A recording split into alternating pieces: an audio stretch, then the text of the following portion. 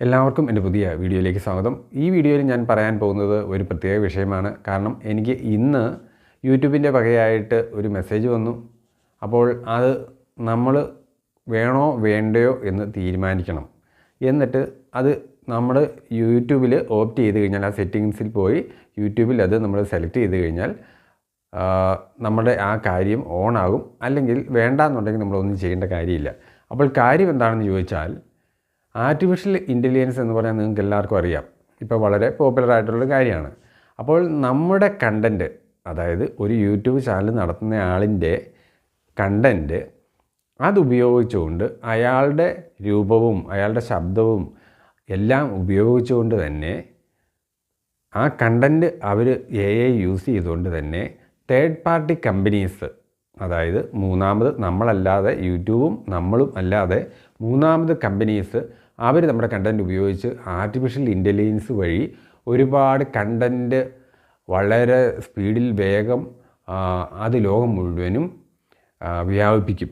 അതായത് നമ്മൾ കണ്ടൻറ്റ് ചെയ്യുന്ന ഹാർഡ് വർക്ക് നിങ്ങൾക്കറിയാം.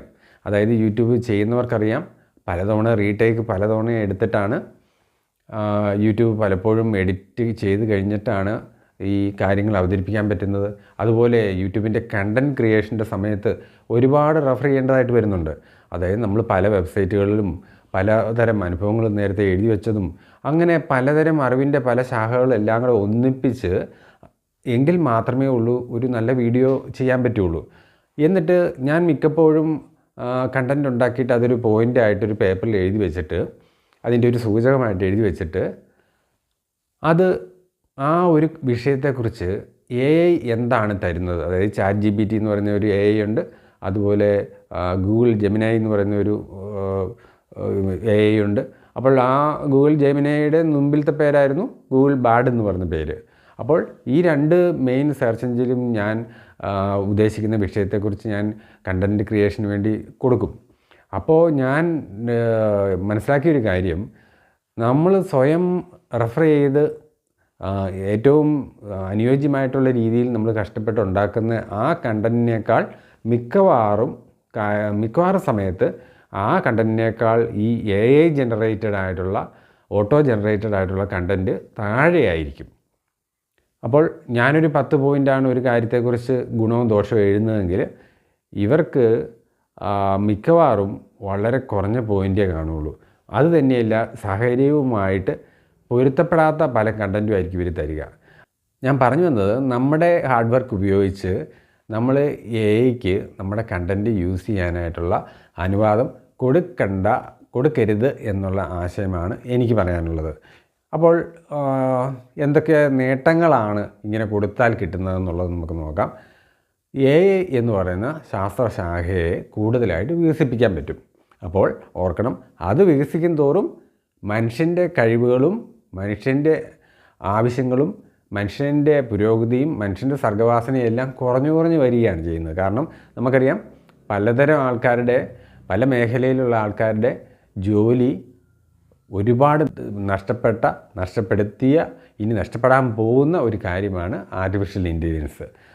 തേർഡ് പാർട്ടിയുടെ AI വെച്ച് നമ്മുടെ കണ്ടൻറ്റിനെ അവർ യൂസ് ചെയ്യുമ്പോൾ നമ്മൾ അതിൻ്റെ ഫുൾ അതോറിറ്റി അവർക്കങ്ങ് കൊടുക്കുക.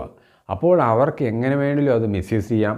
നമ്മളുടെ രൂപവും ഭാവവും സൗണ്ടും എല്ലാം വെച്ച് അവർക്ക് എത്ര വേണമെങ്കിലും ആയിരക്കണക്കിന് വീഡിയോസ് അവർക്ക് ഉണ്ടാക്കാൻ പറ്റും.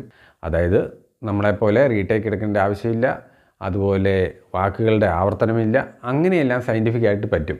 അപ്പോൾ ഇവിടെ വരുന്ന പ്രശ്നം എന്താണെന്ന് വെച്ച് കഴിഞ്ഞാൽ, നമ്മുടെ ഹാർഡ് വർക്കിന്, നമ്മുടെ കഠിനാധ്വാനത്തിന് വെറും പുല്ലുവിലയായിത്തീരുന്ന ഒരു രീതിയാണ് ഈ ആർട്ടിഫിഷ്യൽ ഇൻ്റലിജൻസിൽ വരാൻ പോകുന്നത്. കാരണം മനുഷ്യൻ കുറച്ചും മെഷീൻ കൂടിയും എന്നുള്ള അവസ്ഥയാണ്. അപ്പോൾ അങ്ങനെ മനുഷ്യൻ്റെ മേളിലേക്ക് ഈ മെഷീൻ വളരുന്ന ഒരു അവസ്ഥ എന്ന് പറയുമ്പോൾ, ജോലി അല്ലെങ്കിൽ നമ്മുടെ പ്രവർത്തനങ്ങൾ എല്ലാം മനുഷ്യനെ മറികടന്ന് AI പോകുന്ന ഒരവസ്ഥയിൽ പലതരം ദോഷങ്ങളുമാണ് നമുക്ക് വരാൻ പോകുന്നത്.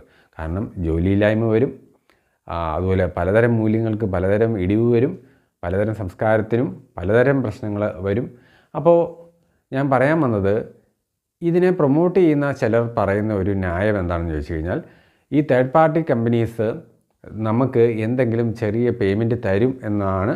അത് ഉറപ്പില്ല, അങ്ങനൊരു സാധ്യതയുണ്ടെന്നാണ് പറയുന്നത്. പിന്നെ AI വളർത്താനായിട്ട് ഉപയോഗിക്കാം. പിന്നെ എന്താണെന്ന് ചോദിച്ചു കഴിഞ്ഞാൽ നമുക്ക് വൈഡ് ഓഡിയൻസ് കിട്ടുന്നു. അവർ കൊണ്ടുപോയി നമ്മളെ വിൽക്കുകയാണ് ചെയ്യുന്നത്, നമുക്കതിന് ബെനിഫിറ്റ് ഒന്നും കിട്ടുന്നില്ല.